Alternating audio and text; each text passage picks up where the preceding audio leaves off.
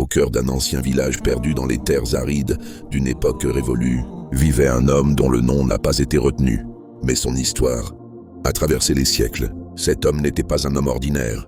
Son passé était lourd, sombre, presque impardonnable. Il avait commis des actes terribles. Pire encore, il en avait fait une habitude. Il n'avait pas tué un homme, ni deux, mais 99 âmes ôtées de ce monde par sa main. Et pourtant, malgré ce fardeau immense, une petite lumière brillait encore dans son cœur. Une lumière fragile, celle du regret. Un matin, cet homme se leva, bouleversé. Son cœur, malgré tout ce qu'il avait fait, cherchait une issue. Il s'était demandé, est-ce que quelqu'un comme moi peut encore être pardonné? Est-ce que mon âme a encore une chance auprès d'Allah? Alors il alla poser cette question. Il chercha le plus grand savant de la terre.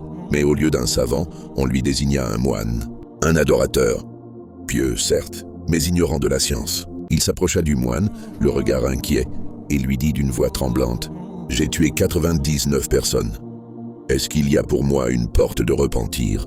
Le moine sursauta, son visage pâlit, et sans réfléchir, il répondit fermement, « Là. » Non, un mot, un seul mot, brutal, sec, froid. Ce refus glaça le cœur du criminel. Il se sentit rejeté, brisé, et dans un excès de colère et de désespoir, il tua le moine. Il venait de compléter le compte, sans meurtre. Mais cette fois, quelque chose avait changé. Ce n'était pas un meurtre par vengeance, ni par plaisir. C'était un meurtre de frustration, un acte terrible, causé par l'erreur d'un homme ignorant qui s'est permis de fermer les portes du pardon d'Allah. Et pourtant, malgré cela, l'homme ne perdit pas espoir. Il reposa la même question. Une nouvelle fois, indiquez-moi l'homme le plus savant de la terre. Cette fois, on lui désigna un vrai savant, un homme pieux, mais aussi connaisseur d'Allah et de sa miséricorde. Il alla le voir et lui dit, « J'ai tué 100 personnes. Ai-je encore une possibilité de me repentir ?» Le savant regarda l'homme droit dans les yeux. Il vit dans ses pupilles une sincérité rare, une soif de changement, un cœur brisé mais vivant. Alors il lui répondit, « Oui, et qui donc t'empêche de te repentir ?» Ces mots furent pour lui comme une pluie sur un désert, une miséricorde inespérée, une lumière dans la nuit. Mais le savant ajouta une condition importante. انطلق إلى أرض كذا وكذا فإن بها أناسا يعبدون الله فاعبد الله معهم ولا ترجع إلى أرضك فإنها أرض سوء. Va vers telle contrée. Là-bas vivent des gens qui adorent Allah. Adore Allah avec eux. Et ne retourne pas dans ton pays, car c'est une terre de mal. Il comprit alors que le changement réel commence aussi par l'environnement. S'éloigner du mal, des habitudes, des gens, des lieux qui nous ramènent vers le péché. Il se mit en route immédiatement. Il n'avait pas perdu de temps.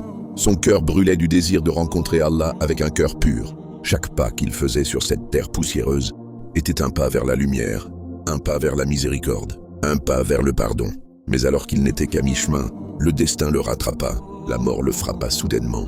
Il tomba, seul sur cette route. Son dernier souffle quitta son corps. Il n'avait pas encore atteint la cité des vertueux, et il n'était plus dans la cité du mal. Il était entre les deux. Les anges apparurent pour prendre son âme, mais un désaccord éclata. Les anges de la miséricorde vinrent les premiers. Ils dirent « Il est venu plein de repentir, se tournant de tout son cœur vers Allah. » Mais les anges du châtiment les stoppèrent. Ils dirent « Il n'a jamais fait aucun bien dans sa vie. » Un conflit éclata dans le ciel. Les deux camps se disputèrent pour cet homme. Était-il digne du paradis ou de l'enfer? Alors Allah envoya un ange en forme humaine pour arbitrer entre eux. Il leur dit « Mesurez la distance entre les deux terres. S'il est plus proche de l'une d'elles, qu'il soit destiné à celle-ci. » Les anges se mirent à mesurer. Ils mesurèrent la distance entre le lieu où il est mort et la terre du mal, puis la distance entre le lieu où il est mort et la terre du bien. Et ils découvrirent qu'il était plus proche de la terre du bien. Alors, les anges de la miséricorde prirent son âme.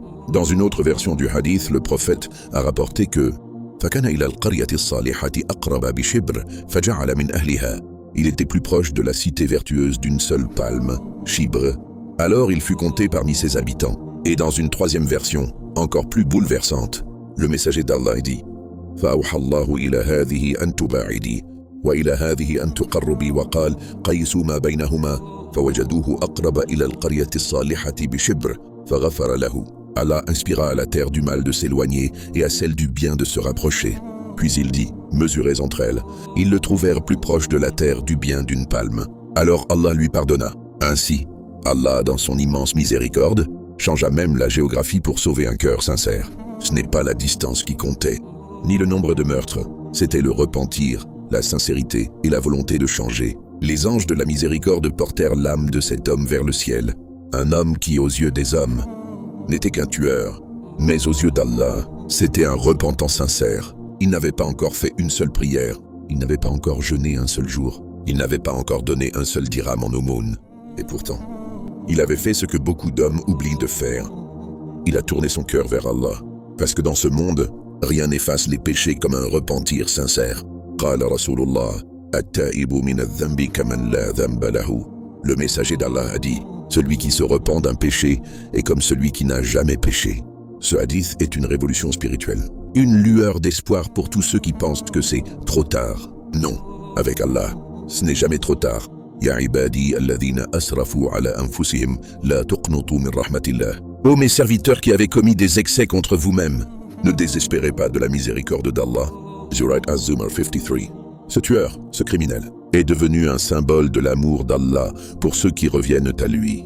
Et toi qui écoutes cette histoire, peut-être as-tu aussi fauté, peut-être portes-tu aussi des blessures, des regrets, des souvenirs lourds. Sache ceci. Inna Allah yaghfiru dhunuba jami'a. Allah pardonne tous les péchés. Surat Az-Zumar 53. L'homme avait compris que pour changer, il fallait quitter le mal.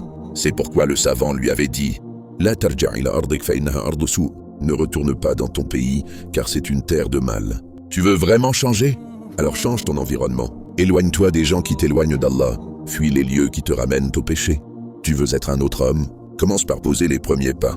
Comme ce voyageur, il n'était pas arrivé à destination, mais il avait commencé la route.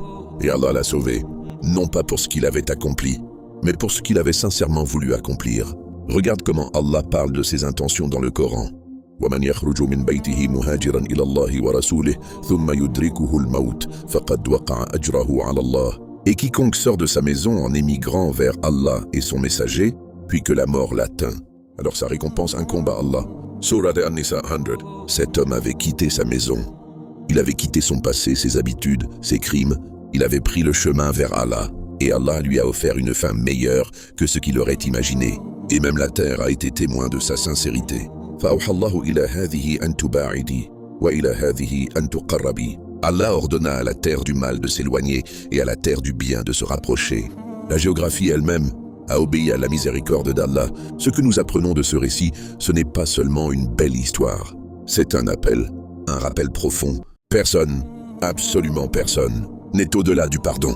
Toi qui m'écoutes, tu as peut-être fait des erreurs. Tu as peut-être sombré dans des choses graves. Mais si Allah a pardonné à un homme qui a tué 100 personnes, ne crois-tu pas qu'il peut te pardonner à toi aussi? Il suffit de faire ce qu'il a fait.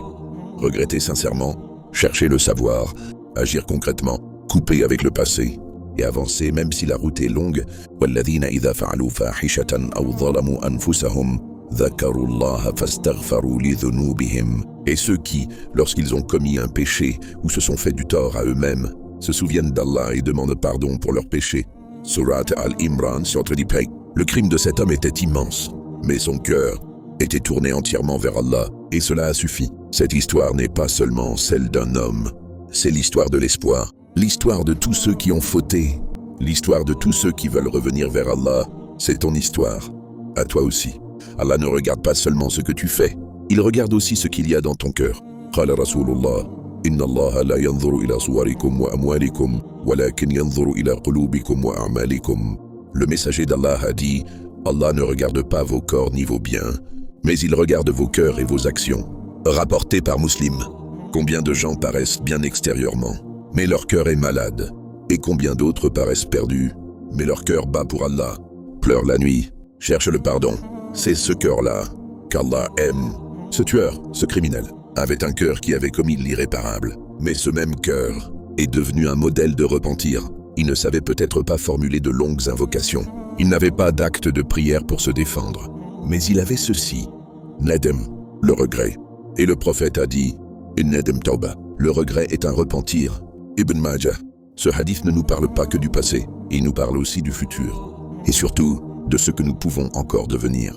Tu vois, le shaitan, Satan, veut te faire croire que c'est fini, que tu as trop fauté, que tu n'es pas digne de revenir. Mais Allah te dit l'inverse. قُلْ يَا عِبَادِيَ الَّذِينَ أَسْرَفُوا عَلَى أَنفُسِهِمْ لَا تَقْنُطُوا مِنْ رَحْمَةِ اللَّهِ. Dis, ô mes serviteurs qui avez commis des excès contre vous-mêmes, ne désespérez pas de la miséricorde d'Allah. Surat Az-Zumar 53.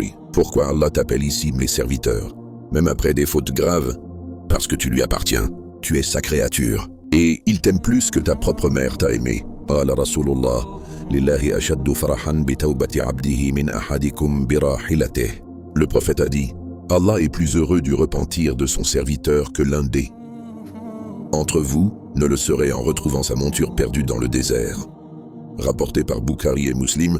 Imagine, tu es dans un désert, tu as perdu ta monture. Sur elle, ta nourriture, ton eau, ta vie. Tu t'endors en pensant mourir, puis tu ouvres les yeux et tu la vois devant toi. Tu cries de joie au point de dire des choses insensées. C'est ainsi qu'Allah est heureux quand toi tu reviens à lui. Ce qu'il veut, ce n'est pas ta destruction, mais ton retour. Il est le pardonneur, le miséricordieux, et son pardon n'a aucune limite. Même si tu avais tué 100 personnes, même si tu as passé ta vie loin de lui. وَمَنْ يَغْفِرُ الذُّنُوبَ إِلَّا اللَّهُ. Et qui donc pardonne les péchés si ce n'est Allah? Surat Al-Imran sur 30. La leçon de ce hadith est claire. C'est ton intention qui compte. Même si tu meurs sur le chemin, ton pas vers Allah te sauve. On pourrait se demander, pourquoi Allah n'a-t-il pas attendu qu'il arrive dans la cité vertueuse pour lui pardonner? Parce qu'Allah voulait montrer que ce qui sauve, ce n'est pas seulement le résultat, c'est la sincérité du début. Tu n'as pas besoin d'être parfait, tu as juste besoin de vouloir sincèrement changer. Et Allah fera le reste. Regarde ce qu'il dit. وَمَنْ يَتَّقِ اللَّهَ يَجْعَلُ لَهُ مَخْرَجًا وَيَرْزُقُهُ مِنْ حَيْثُ لَا يَحْتَسِبُ. Et quiconque craint Allah, il lui donnera une issue favorable et lui accordera une subsistance d'où il ne s'y attend pas. Surat At-Talaq 2-3. Cet homme sur la route a reçu le plus grand honneur qui soit. Être enterré par les anges de la miséricorde. Pense-y, il est mort seul, sans prière, sans enterrement humain, mais entouré d'anges. Ce n'est pas la façon dont les gens te voient qui compte, c'est la façon dont Allah te voit. Même si tu as honte de ton passé, sache qu'Allah peut transformer ce passé en lumière. فَأُولَٰئِكَ يُبْدِلُ اللَّهُ سَيِّئَاتِهِمْ حَسَنَاتٍ وَكَانَ اللَّهُ غَفُورًا رَحِيمًا. Cela, Allah changera leurs mauvaises actions en bonnes actions. Et Allah est pardonneur miséricordieux. Surat Al-Furqan 7. Imagine, Allah ne fait pas que pardonner, il transforme tes péchés en récompense. C'est ça l'immensité de sa miséricorde. Alors toi qui écoutes, que vas-tu faire de cette histoire? Vas-tu l'oublier? Ou vas-tu faire comme cet homme et poser ton premier pas vers Allah?